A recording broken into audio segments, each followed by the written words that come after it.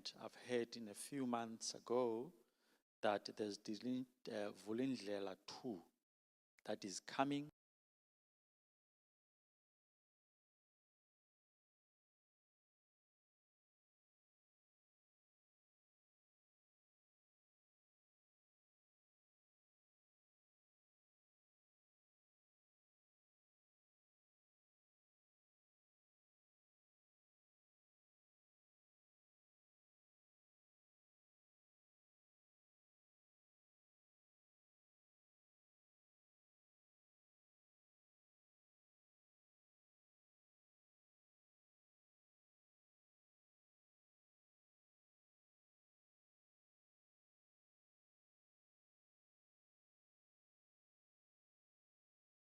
Forecast the government has done.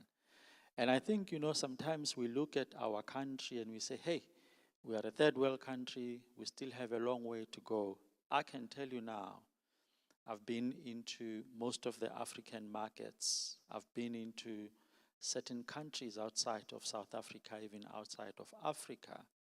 And when you start talking to them about some of the things that we take for granted as a country, they kind of like get held aback. Very few countries in the world today, you'll find that when you want to open a small business, you can actually go online, pick a shelf company, and be able to be working in less than a week. In most countries, it takes you much longer. And those that are actually running businesses would know the experience that we are getting when it comes to CIPC and being able to register a company.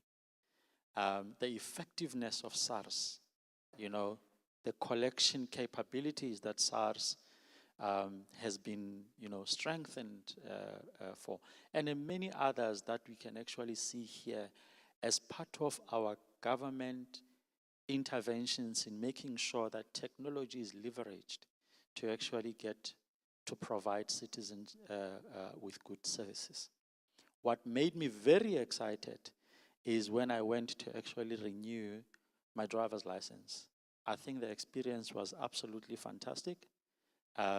It was an experience that I think I was happy to actually even go on my social media and commend the department that I actually went to the other day and actually talk about my experience, which was online, and it was absolutely, much different than what I expected. The government didn't pay me to say this. I have to declare that I was not paid. It's me as a citizen who's basically saying, these are the things that I'm looking at. Yeah, I almost kind of like digressed a little bit talking about some of these things. The better they become, the more difficult it becomes for certain businesses, especially small businesses, to really align and comply. And without technology, it becomes difficult because that's where we talk about getting left behind. When you look at the spaza shops in KZN today, who are actually given money by the government to actually go in, take this 50,000 rand and start getting, investing it in your business, be digitally enabled, etc., etc. And to find out that only 5% of spaza shops are able to access the money because they don't qualify. And qualification doesn't mean that it's because they're probably not good for the money, but they can't prove that they are not good, that they are good for the money. It's because of the digital divide that we are seeing. And therefore, we need to take everyone with us. But more around today, and I thought that I need to share a little bit with you, from a KZN point of view, what are we seeing? I've taken a bit of time and I thought about this slide. And I think I want to spend a little bit of time on it, right? If you look at, the government agenda from a South Africa point of view, we can accept the fact that there are three key things that are driving government agenda and investments, etc. And one of them is obviously inclusive growth. In South Africa, we come from a very difficult history, and we are obviously working with the government to make sure that the growth that we are delivering as a country is inclusive. And I'm quite happy with the government efforts in making sure that they push quite hard in ensuring that we are relentless. We are not, kind of like trying to accommodate naysayers, but we are quite clear about our transformation agenda, and we are pushing it hard. We can do better, but at least the laws are there that needs to obviously be enforced. But inclusive growth comes at a time where things are really, really difficult, not only from a South Africa point of view, but globally. I was looking at some research that was posted last week, which looked at an annualized growth of South Africa, 2023-2024. For 2024, full year, the economy of South Africa grew at about 0.5%. Full year. And in 2025, we are projecting a growth of 1.1% for KZN, and for South Africa, 2%. What the analysts are saying, KZN is expected to grow slower than the national average. It's a challenge, this. It's a problem, and probably the reason why we are gathered here today is to look at what is it that we can actually do to ensure that KZN grows at the rate in which the national is growing. Where are the opportunities? And I'll talk about some of the opportunities I think we could leverage. If you look at job creation, which is also the government agenda, KZN, from a job creation perspective, you're looking at 35% of people in KZN unemployed. The national average is 32%. And when you look at Q1, Q2 of 2025, KZN has got the most negative growth when it comes to unemployment. 2.8% more when you look at the national average. It's actually the second biggest province that has posted the highest unemployment. When you look at Q1 2025 versus Q2 2025. It's a problem, this. It's a problem. Economic transformation, and I looked at how many people in South Africa are actually being included in the economy across the different color lines. You know, when I was doing some of this research, I was a little bit shocked to realize that there's a lot more people, about 52% of people in KZN are dependent on some form of a grant.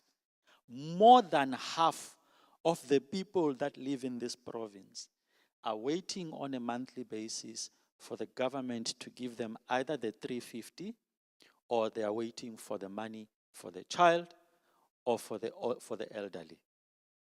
And now look, I mean, some of the things are obviously common. It's there's a lot of rural areas in KZN, and when you have got an environment like that, which is really what we are seeing today in KZN, where in the rural areas mostly, and it actually kind of like mirrors your Eastern Capes, your Northwest, is you happen to find a lot more older people and a lot more children in the areas like this, where obviously that's where the grants tend to be going. And when you start looking at the likes of Gauteng, you find the prevalence is much lesser. But 52% against the national number, which is much lesser than the 52% when you look at the Gauteng, when you look at the KZN. Now, enough of the bad news. Where are the opportunities? The opportunities that I'm seeing here, and I've put there a number of 130 billion, just to give you a sense. And of course, I had to look at this because I'm a technologist, I enjoy technology, and I'm going to put technology as probably one of the drivers.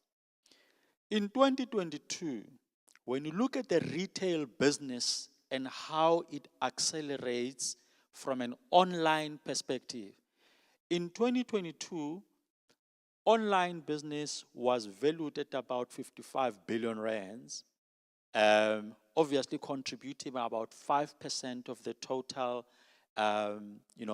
retail business. In 2025, 3 years later, we're looking at 130 billion rand business, which is contributing 10%. The growth for online way of buying, when you look at retail as just as an example, is accelerating at a very fast pace. And there's a whole host of reasons for this. I mean, if you look at it for a start, KZN as a country, as an area right now, you look at 65% of the people that are living in KZN. In fact, maybe let me just not even throw the percentage, just to tell you, the average person that lives in KZN, when you look at the overall population, is around 27 years of age. That's a median age population of someone who lives here. People who are around that age, and it's all of us in this room except for Sudipto, I can tell you now, all of those people are born within the technology environment. The Gen Z, they don't know anything but technology. It is the type of people that get into a room, look at each other and say nothing but have the most fun. And the people that were born before them would open the door and worry and say, but you guys are not talking to each other. So, but what's your problem? We are having absolute fun. So the point I'm just making is when people are born within the age of technology, and we as regulatory people or people who are building the regulation, people who are building businesses, what is it that we are doing to invest in such a way that these employees of the future can work naturally when they get to work?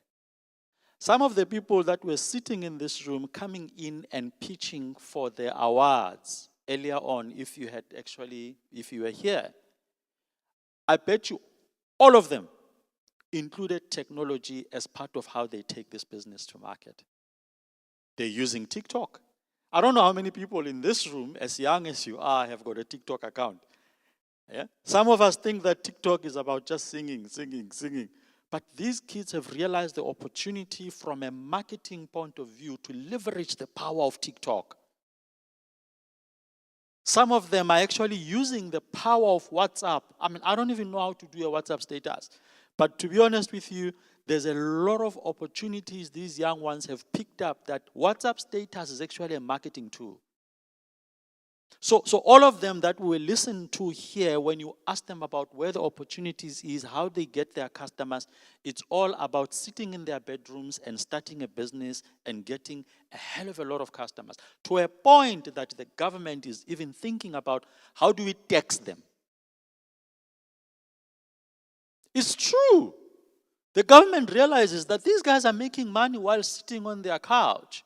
But that is enabled by the power of digitization, leveraging on companies like MTN, which has got the best network in the whole of Africa. 10 years in a row, posting the best network. I'm sorry, I had to jab that one in case there's Vodacom in the room. We are friends, right?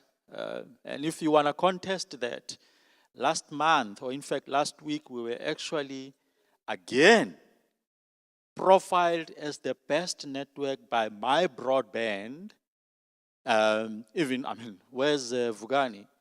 Vugani came from Accenture. There's an Accenture company called Umlaut.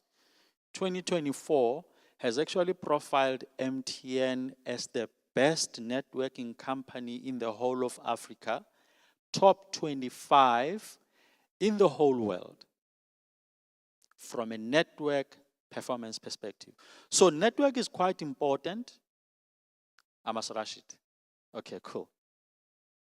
So these are just some of the things that I'm actually seeing as opportunities to ensure that those that are young, that are coming into the job market, how do you close the gap in terms of them being embraced by the employment? We do give young ones opportunities where we work. And these guys, after 2 weeks, 3 months, they kind of like give you, it didn't work out.